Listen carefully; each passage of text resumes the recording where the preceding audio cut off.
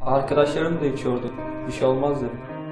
Ailemle anlaşamıyordum. Derslerim de kötüydü. Tiryaka bonza ayê bi temamî ji maddeyên kimyewî pêk tê. Hema bêjin her roj li kûçe û kolanan tê dîtin ku ciwanek piştî wexarina bonza ayê li erdê dikeve bê mecal û bê hal dimîne.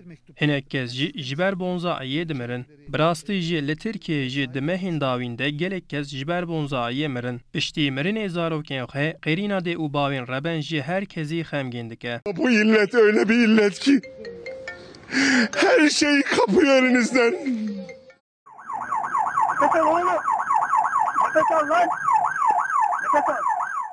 Derbarê vê jehrê de raporek hat amadekirin. Li gorî raporê bikaranîna bonza ayê her ku diçe zêdetir dibe ya herî xirab jî ev e ku zarokên piçûk jî dest bi wexarina bonza ayê kirine.